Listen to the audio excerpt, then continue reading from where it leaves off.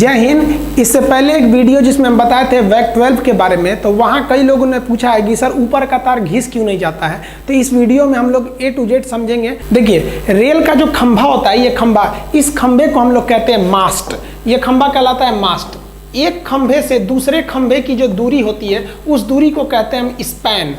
एक खंभे से दूसरे खंभे की स्पैन जो दूरी होती है वो लगभग 60 मीटर की होती है, लेकिन ये दूरी घुमाव पर थोड़ा कम कर दिया जाता है। अगर घुमाव ज़्यादा है तो दूरी को और कम कर दिया जाएगा। अब आप देखे होंगे कि रेलवे के ये जो मास्ट होते हैं, इन मास्ट पे कुछ नंबर लिखे रहते हैं। जैसे आप देखिए, यहाँ लिखा है 54/17, ऐसे आप देखते हैं 834/3, ऐसे देखते होंगे। ये नंबर क्यों आते हैं? आप ट्रेन में सफ़र करते हुए इन नंबरों को देखे होंगे। ये नंबर इसलिए बनाए जाते हैं कि ड्राइवर जब लोकोमोटिव ट्रेन को ले जा रहा होता है और रास्ते में अगर उसे ट्रैक में कोई गड़बड़ी नजर आती है कि ट्रैक गड़बड़ है, कहीं टूट फूट हुई है, तो कैसे बताएगा कि कहाँ पे गड़बड़ी आई थी? क्या बोलेगा कि दिल्ली से चले थे, एक जगह गड़बड़ दिखा, खोजिए, तब तक ट्रेनें लड़ जाएगी। तब उस समय वो तुरंत देखता है कि ये पोल नंबर यानी ये मास्ट नंबर कितना है, और वो तुरंत स्टेशन को इन्फॉर्म करता है कि मास्ट नंबर इतना के पास आसपास में हमने गड़बड़ी देखी। तो थोड़ी सी दूरी में खोज लेंगे लोग कहाँ गड़बड़ी है। तो ये होता है मास्ट नंबर। अब आप देखिएगा, जो मास्ट होते हैं इनके बीच की दूरी तो स्पैन हो गई। अब इसमें एक आर्म रहता है, ये आर्म से तार गए रहते हैं। ऊपर के तार को हम कहते हैं कैटिनरी वायर और नीचे के तार को कहते हैं कॉन्टैक्ट वायर। कैटिनरी वायर और कॉन्टैक्ट वायर को जोड़ने का काम जो करता है वो ड्रॉपर करता है। यहाँ देखिए, ये ऊपर का वायर है तो इसे हम लोग कैटिनरी वायर कहेंगे। नीचे का वो जो वायर है ये है आपका कॉन्टैक्ट वायर, यही करंट की सप्लाई देता है। और ये बीच में जो इनको जोड़ के रखता है उन्हें हम क्या कहते हैं? ड्रॉपर कहते हैं। ड्रॉपर आप ये देख सकते हैं, ये क्या है? आपका ड्रॉपर है। इसमें आप देखिए तो ये तो आर्म हो गया इसका, ये पकड़ के रखा है। ये ऊपर वाला कैटेनरी वायर, नीचे वाला कॉन्टैक्ट वायर, और ये जो इसको पकड़ के रखता है ये क्या हो जाता है? ड्रॉपर कहलाते हैं। समझ में आया आपको? ये जो कॉन्टैक्ट वायर होता है, इसके साथ समस्या ये होती है कि गर्मी के दिन में ये फैल जाता है, ठंडी के दिन में सिकुड़ जाता है। अब इसको हमको एकदम एक सीध में रखना है ताकि ट्रेन संचालन में कोई दिक्कत ना आए। तो इसको हमेशा सीध में रखने के लिए हमको एक ऑटोमेटिक इस पर टेंशन, एक तनाव देना होता है, जिसे हम ऑटो टेंशनिंग कहते हैं। आप ट्रेन में सफर करते हुए देखे होंगे कि आप इसको 3 पुली अरेंजमेंट देखे होंगे। इसमें 3 पुली लगाया जाता है, इसे 3 पुलिंग अरेंजमेंट कहते हैं। ये जितना भी इलेक्ट्रिक चीजें होती हैं उसे हम लोग ओवरहेड इक्विपमेंट कहते हैं। सर के ऊपर जो इक्विपमेंट लगा है OHE। तो इस OHE के 3 पुली अरेंजमेंट में आप इस तरह से पत्थर के टुकड़े देखे होंगे, गोल गोल लटका दिया होगा इसको। ये लटका देने से उस पर तनाव हमेशा बना रहता है। अब आप पूछेंगे इसका टोटल वेट कितना होता है? तो ऑटो टेंशनिंग का टोटल वेट 667 kg होता है। इसमें आप देखेंगे टोटल 18 ठो इसमें बॉक्स लगाए रहते हैं, जिसमें से 40 kg का 16 बॉक्स होता है, तो टोटल 640 हो गया। 20 kg का एक बॉक्स हो गया, इसका 20 kg, और एक 5 kg का। इस तरह से देखेंगे तो 665 kg होता है। और नीचे एक ठो पत्थर लगा होता है लोहे का, वो 2 kg का। तो इस प्रकार इस तरह से हम लोग 667 kg का टेंशन इस पर मेंटेन रखते हैं, ताकि ये तार हमेशा हर एक मौसम में इसमें तनाव बरकरार रहे। अब बात करते हैं कि इस जो कॉन्टैक्ट वायर है उससे करंट को रिसीव कैसे किया जाता है। तो करंट रिसीव करने वाले को हम पेंटोग्राफ कहते हैं। ये पेंटोग्राफ इससे जुड़ा रहता है। अब आप कहेंगे कि पटरियां कहीं ऊपर नीचे होती हैं तो तार भी ऊपर नीचे होता है। ऐसा नहीं है कि यहाँ से दिल्ली से लेकर मुंबई तक एक ही सीध में, थोड़ा ऊपर नीचे है। तो ये ऊपर नीचे होने से छोड़ ना दे, इसलिए इस पेंटोग्राफ को हम यहाँ से एयर प्रेशर देते हैं नीचे से। ये एयर प्रेशर से उसको ढकेले रहता है। अगर ये ढकेले हुए है, तार ऊपर भी जाएगा तो कोई दिक्कत नहीं हो, तो पीछे से पुश करके ही है।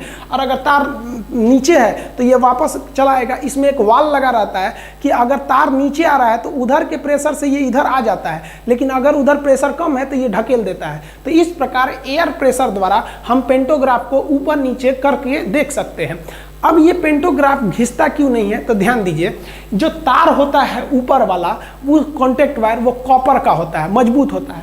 और ये जो पेंटोग्राफ होता है, इसका जो ऊपरी फेस होता है, जो कॉन्टैक्ट में रहता है वायर के, उसको जानबूझकर हम नरम लोहा को बनाते हैं, क्योंकि 2 चीज़ों में अगर घिसावट होती है तो वही घिसता है जो कमजोर होता है। तो जानबूझकर पेंटोग्राफ का ऊपरी भाग हम नरम लोहा का बनाते हैं कि इसमें घिसावट जल्दी हो जाए। और एक चीज़ और, जो वायर ले जाया जाता है उसको एकदम स्ट्रेट नहीं ले जाया जाता, हल्का सा घुमा के, हल्का सा तिरछा कर दिया जाता है कहीं सीधा, ताकि जो इस पर घिसावट हो वो एक ही जगह ना हो, इस पर घिसावट अलग अलग जगहों पर होती रहती है। अब सवाल आता है कि पेंटोग्राफ जो होता है वो 2 होते हैं। एक इंजन में 2 पेंटोग्राफ होता है, एक आगे होता है, एक पीछे होता है। तो कहते हैं लोग कि सर आप अगला पेंटोग्राफ उठाना चाहिए कि पिछला पेंटोग्राफ उठाना चाहिए। आप इस ट्रेन में देखेंगे तो इसका रियर यानी पीछे वाला पेंटोग्राफ उठा है, और इस ट्रेन में देखेंगे तो इसका फ्रंट यानी सामने वाला पेंटोग्राफ उठा हुआ है। तो नियम के हिसाब से हमें पिछला पेंटोग्राफ उठाना चाहिए। रीजन क्या है कि अगर पिछला पेंटोग्राफ उठा के इधर खींचेंगे तो एक प्रकार का ये खिंचाव बल को दर्शा रहा है, किसी चीज़ को खींचना आसान होता है। और अगर आप फ्रंट पेंटोग्राफ को उठाकर ट्रेन खींचते हैं तो ये एक ढकेलने वाले पुश फोर्स को दिखाता है, तो पुश करने में ज़्यादा एनर्जी लॉस होता है। तो अगर पेंटोग्राफ आगे वाला रहेगा तो ये पुश फोर्स को दिखाएगा, इसमें एनर्जी ज़्यादा लॉस होगी इंजन की। और अगर वही पेंटोग्राफ रियर यानी पीछे का उठा रहेगा तो ये पुल फोर्स को दिखाता है, खिंचाव को, जिससे कि इंजन की एनर्जी बचेगी। अब आप इस आधार पर आप देखेंगे ये एक इंजन खड़ा है, इस इंजन का ये वाला पेंटोग्राफ उठा हुआ है, ये वाला। अब आप बताइए इसको इधर जाना चाहिए या इस साइड जाना चाहिए? ये इंजन है, आपको कोई अपने दिमाग से बताइए आपको इसको किधर भेजना चाहिए। जेन्युइन है कि हमको पिछला पेंटोग्राफ उठाना चाहिए, तो ये उठा है तो इधर भेजेंगे तभी ना पिछला पेंटोग्राफ उठेगा। आप इसको देखे भी होंगे, देखिए पेंटोग्राफ की हाइट जो होती है वो एडजस्ट हो सकती है, बहुत ज़्यादा भी हो सकती है, कम भी हो सकती है। एक्चुअली मुंबई से दिल्ली तक में एक डेडिकेटेड फ्रेट कॉरिडोर बनाया जा रहा है, वहाँ पे केवल मालगाड़ियाँ चलेंगी उस रूट पर, और 2 तल्ली मालगाड़ी चलेगी, मतलब 2-2 तल्ला मालगाड़ी पर हम लोग कंटेनरों को लाद देंगे, जिसको हम डबल डेकर कहते हैं। देखिए यहाँ एक के ऊपर एक लादा हुआ है। एक्चुअली इस इमेज में तो आपको ईएमडी लोकोमोटिव दिख रही है, आप कहिएगा कि sir EMD locomotive, ALCO locomotive, WAG, WAP, ये इंजनों में डिफरेंस बता दीजिएगा तो उसमें अलग वीडियो बना सकते हैं। लेकिन यहाँ पर देखिए ये ट्रेन तो डीजल से चलने वाली है, इसके लिए क्या जरूरत है इलेक्ट्रिक को लेने की। लेकिन अगर सोचिए कि अगर यहाँ इलेक्ट्रिक लोकोमोटिव रहता तो इसका जो पेंटोग्राफ था ये काफ़ी हाई उठाना पड़ता पेंटोग्राफ, तो हाई पेंटोग्राफ भी होते हैं सब। देखिए यहाँ इसका पेंटोग्राफ कितना हाई है, तो हाई पेंटोग्राफ भी हो सकते हैं, ये एयर प्रेशर पे होते हैं, ये ज़्यादा उठ भी सकते हैं और नीचे भी रह सकते हैं। जब ये डबल डेकर रूट में है तो ये डिपेंड करते हैं पेंटोग्राफ की हाइट कि जो ऊपर OHE है, ओवरहेड इक्विपमेंट, उसका कॉन्टेक्ट वायर कितनी ऊंचाई पर है, उसी हिसाब से ये एडजस्ट हो सकता है या नीचे आ सकता है। आई होप आप समझ गए होंगे।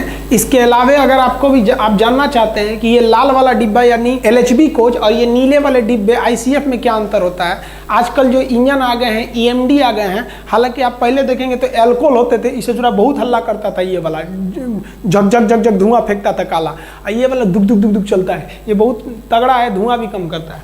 आइए जो ट्रैक के ऊपर ये नंबर लिखा है, पोल नंबर, ये तो बता ही दिए किस लिए लिखा है, ताकि कोई ट्रैक में गड़बड़ी हो तो ड्राइवर देख के बता सके कि यहीं पे गड़बड़ी था। और भी आप ट्रेन में देखे होंगे सफ़र करते समय एक इस तरह से एल्युमिनियम का एक्सल काउंटर आपको डिब्बा मिलता होगा, ट्रैक के किनारे FM लिखा होता होगा। मालगाड़ी के अलग अलग डिब्बे देखते होंगे, कुछ खुले हैं, कुछ सपाट है, कुछ बंद है। अगर इसके बारे में भी आप जानना चाहते हैं तो कमेंट करके बताएं, उसको भी हम बिल्कुल कम समय में और आसान भाषा में समझा देंगे आपको। तब तक के लिए जय हिंद।